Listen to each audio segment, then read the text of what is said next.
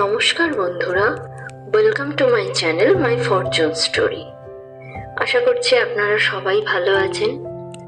অনুরোধ রইল ভিডিওটি সম্পূর্ণ দেখার। ভিডিওটি দেখে যদি আপনাদের ভালো লাগে তাহলে প্লিজ একটা like, share, comment and subscribe করে পাশে থাকবেন। তাহলে চলুন ভিডিওটি শুরু করা যাক। গতকাল বিকেলবেলা এই 4-5টা নাগাদ হবে, আমরা বেরিয়েছিলাম, আমি আর আমার মা আর আমার ছোট সোনা বেরিয়েছিলাম বড়দের বাড়ির উদ্দেশ্যে। বড়দের বাড়ি সোনারপুরে। তো ওখানে যেতে আমাদের অনেকটাই টাইম লেগে গিয়েছিল। রাত 9:30 নাগাদ আমরা গিয়ে ওখানে পৌঁছেছি। এখান থেকে দূরত্বটা তো অনেকটাই। তো তারপর আর আমি ভিডিওটা কন্টিনিউ করিনি। এরপর সকালবেলা থেকে আমি ভিডিওটা কন্টিনিউ করেছি। এই যে এখন বাজে সকাল 5:30টার মতো হবে। তো কালকে রাত্রে থেকেই মেজদিকে আমার বলা ছিল যে ও যখন রান্না করবে আমি ওকে সাহায্য করতে আসবো, কারণ এত রান্না ওর একার পক্ষে করাটা খুবই টাফ। তো আমি এসে দেখলাম যে ওর মোটামুটি ব্রেকফাস্ট যে করব আমরা সবাই সকালে, সেই তরকারিও হয়ে গেছে, রুটি করবে, ওর আটা মেখে সবকিছু রেডি হয়ে গেছে, আর হবে 5 রকম ভাজা। তো সেই ভাজাগুলো কাটাও হয়ে গেছে, আর শিম ভাজা, আলু ভাজা সেদ্ধ করাও হয়ে গেছে, আর আলু ভাজাও বসিয়েও দিয়েছে। তো একটা একটা করে ও করে ফেলবে। তো আমি দেখলাম এখানে শুক্তোর আনাজটা কাটা হয়নি। তা আমি সেই জন্য করলাম কি, শুক্তোর আনাজটা কেটে দিয়ে ওকে হেল্প করলাম।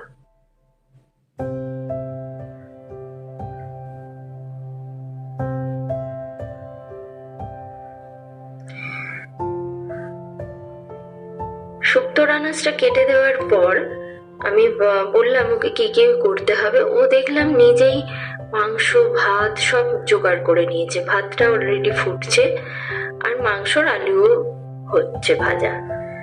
তো মাংস আর ভাত হয়ে যাওয়ার পর আমি চিংড়ি মাছ আর মটরশুঁটি দিয়ে ডালটা সাঁতলে দিলাম, শুক্তো বসিয়ে দিলাম, আর 2টো মাছের প্রিপারেশন করেছিলাম।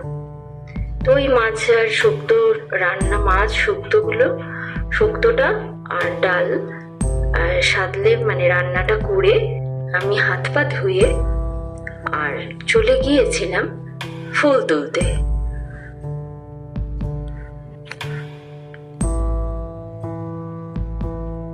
মেজদি বেশ সুন্দর সুন্দর ফুলের গাছ ওর বাড়ির সামনে একটা জায়গা আছে, সেখানে লাগিয়েছে।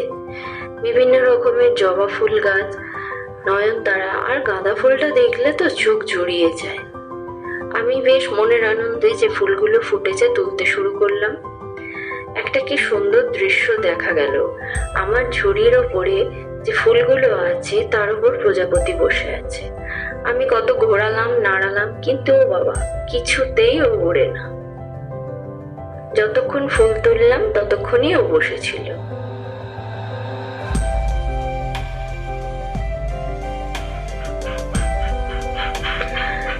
এরপর আমি স্নান টান সেরে চলে এলাম পুজো করবার জন্য।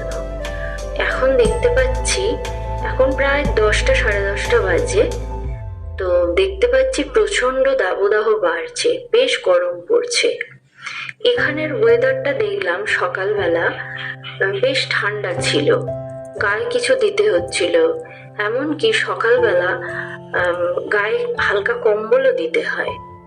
কিন্তু এখন প্রচন্ড তাপমাত্রা বেড়ে যাচ্ছে।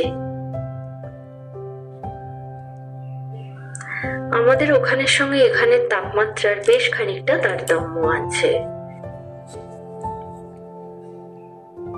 তাই এই যে তোমরা ফুলগুলো দেখলে, এই ফুলগুলো কিন্তু দিদি মানে আমার বড়দি আর মেজদি দুজনের বাড়ির মিলিয়ে তোলা। দুজনের বাড়িতে যা ফুল ফোটে সেটা ওরা দুজনে অর্ধেক অর্ধেক করে নিয়ে নেয়।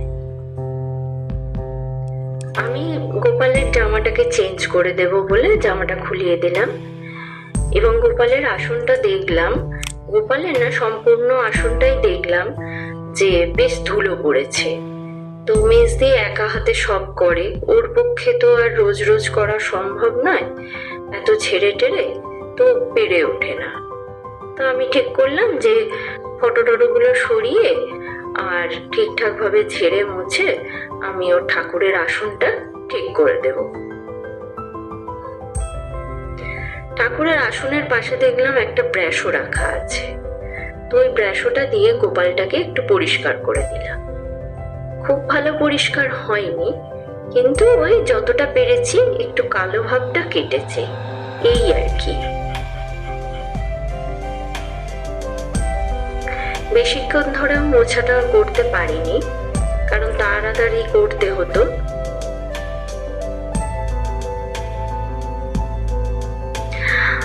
আজকে তোমাদের কি কারণে এত রান্নার তোড়জোড় সেটাই শেয়ার করা হয়নি। আসলে আজকে মেজদির বাড়িতে আমার দিদির বড়দির ছোট মেয়ের আইবুড়ো ভাতের অনুষ্ঠান। আমার বড়দির ছোট মেয়ের বিয়ে ঠিক হয়ে গেছে, ওকে আস্তে আস্তে সবাই আইবুড়ো ভাত দিতে শুরু করেছে। তো আমরাও আইবুড়ো ভাত দেব, কিন্তু আমার একার পক্ষে তো ছোট বাচ্চা নিয়ে আইবুড়ো ভাত দেওয়া সম্ভব নয়। তো মেজদি ওই জন্য বললো যে তুই আমার বাড়িতে চলে আসবি, আমরা দুজনে একসাথে আইবুড়ো ভাতটা দিয়ে দেব। তো আমি দেখলাম ঠিকই বলেছে ও কথাটা, তাই ডিসাইড করলাম এই দিনটা আমরা দুজনে মিলে একসাথে আইবুড়ো ভাত দিয়ে দেব। তো সেই মতোই আমরা সকালবেলা 10টার মধ্যে কমপ্লিট করে নিয়েছি রান্না বান্না করে নিয়ে আমি স্নান টান সেরে আর পুজো এখানে চলে এলাম। একটু হাতে সময় ছিল তাই সব ঝেড়ে নিলাম, ফটোগুলোকেও একটু ভালো করে মুছে নিলাম।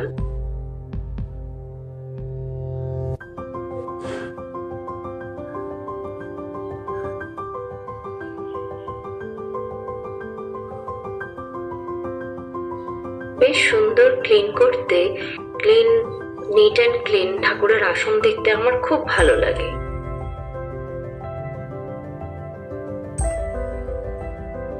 সেই মতোই আমি সব করে নিলাম।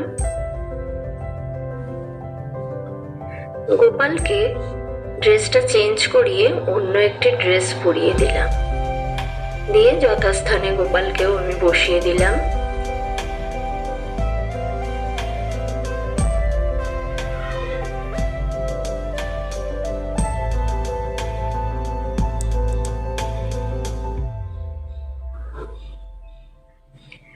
গতকাল সন্ধ্যাবেলায় যখন সোনারপুর বাজার থেকে আসছিলাম, মানে ট্রেন থেকে সোনারপুরে নামলে সোনারপুর বাজার পড়ে, তো সেখান থেকে যখন আসছি তখন দেখলাম বেশ সুন্দর তাজা গোলাপ এইভাবে কাটিং করে বিক্রি হচ্ছে। তো আমি নিয়ে নিলাম, কারণ ফুল তো আমার খুব ভালো লাগে। ভাবলাম যে ফ্লাওয়ার ভাসে সাজিয়ে ঠাকুরের আসনের পাশে রাখা যাবে, তো সেই ফুলগুলো আমি সাজিয়ে নিলাম।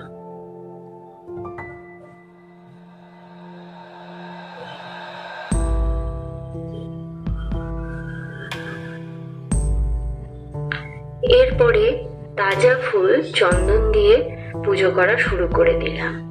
নিজের হাতে গাছ থেকে তুলে এইরকম তাজা ফুল পুজো করতে কার না ভালো লাগে বলো?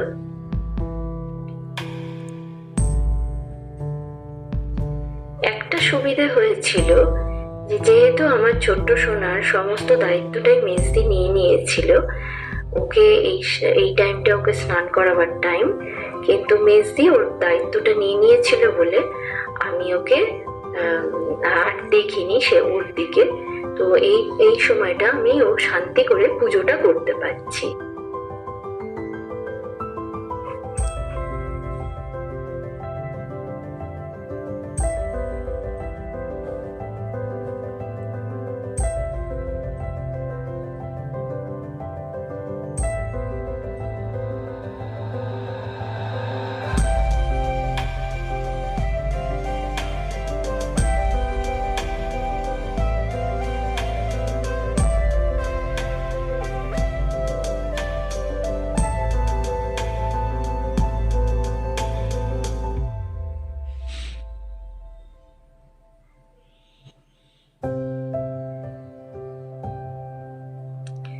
আমার পুজো করতে করতে মেজদি ওকে স্নান করিয়ে, মানে আমার ছোট্ট সোনাকে স্নান করিয়ে দিয়েছিল। ও এসে আমার সঙ্গে পুজো করছিল বসে বসে। ঠাকুরের আসনের পাশে ও চুপ করেই বসেছিল। ওর একটা গুণ আছে জানো তো, আমি যখন পুজো করি তখন কিন্তু ও পাশে বসে থাকে, কোনো রকম দুষ্টুমি করে না। এই একটা গুণ ওর আমি ভালোই পেয়েছি।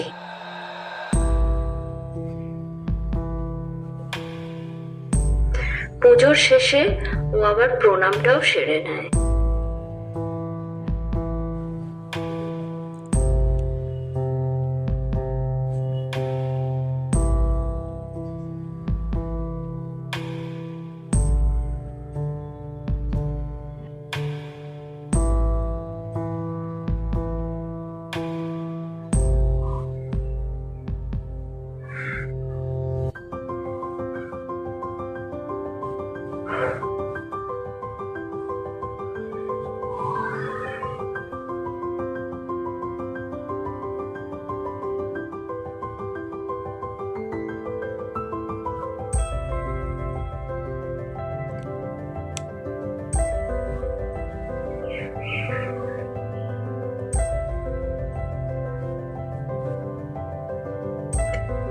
ঠিক দুপুর 1টার সময় রিয়া চলে এলো মেজদির বাড়িতে আইবুড়ো ভাত উপলক্ষে।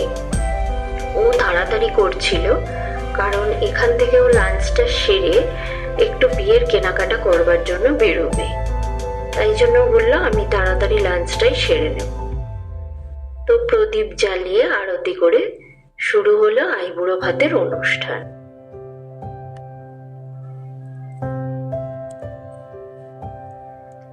মেজদি ওকে খাবার ধরে দিল।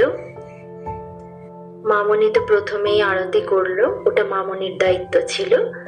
আর তারপর এই ভাত ধরে দেওয়ার দায়িত্বটা মেজদির। তারপরে একে একে আশীর্বাদের পর্বটা সেরে নেওয়া হলো। প্রথমে মামনি, তারপরে মেজদি, তারপরে আমি। তো মামনি ওকে আশীর্বাদ করে টাকাই দিয়েছে। ও তো টাকা পেয়ে বেশ আনন্দিত।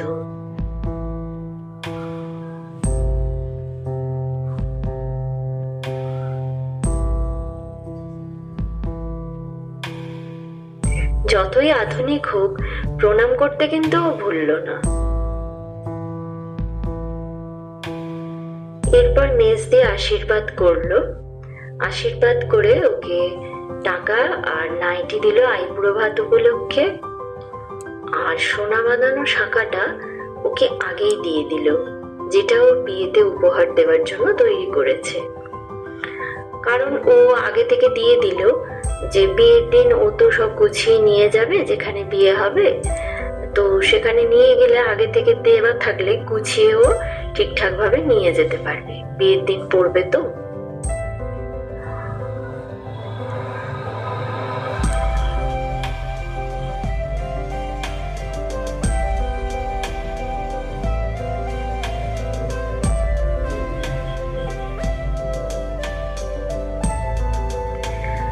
আমি ওকে আশীর্বাদ করলাম মন থেকে, এবং ওকে টাকা আর একটা চুড়িদারের পিস দিয়ে আশীর্বাদ করেছি।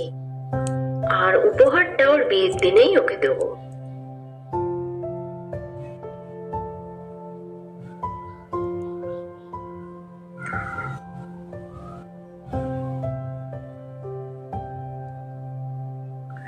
আশীর্বাদ হয়ে যাওয়ার পর ও খেতে বসলো।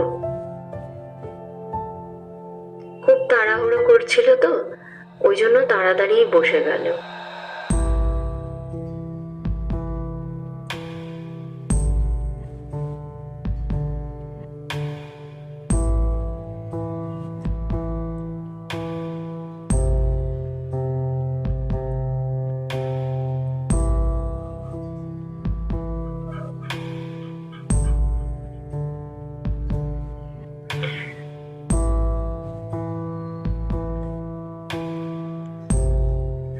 আমাদের আয়োজনে ছিল সাদা ভাত, 5 রকম ভাজা, ভাজার মধ্যে শাক ভাজাও ছিল, শাক ভাজা আর শুক্তো নাকি অত্যন্ত প্রিয় হয়, প্রিয়র। আর শাক ভাজা আর শুক্তোটা খুব মঙ্গলও হয়। তো শাক ভাজা আমরা রেখেছিলাম, আর ছিল প্রিপারেশনে শুক্তো, চিংড়ি মাছ দিয়ে ডাল, মাছের মাথার ঝাল, ট্যাংরা মাছের ঝাল, চিকেন, চাটনি, মিষ্টি, মিষ্টি দই, পান, আর তার সঙ্গে ছিল স্যালাড।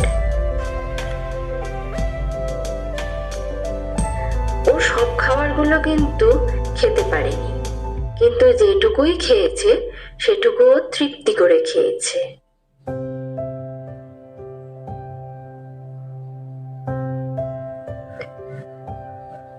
যে খাবারগুলো খেতে পারেনি সেই খাবারগুলো আমি ওকে পরে সব গুছিয়ে দিয়ে এসেছিলাম বাড়িতে। তো ভিডিওটি দেখতে দেখতে যারা একদম শেষে চলে এসেছেন তাদের উদ্দেশ্যে বলছি, ভিডিওটা যদি ভালো লেগে থাকে তাহলে প্লিজ একটা লাইক করে পাশে থাকবেন। ফিরবো নতুন ভিডিও নিয়ে, ততক্ষণ ভালো থাকবেন, সুস্থ থাকবেন, ভগবান সবার মঙ্গল করুন।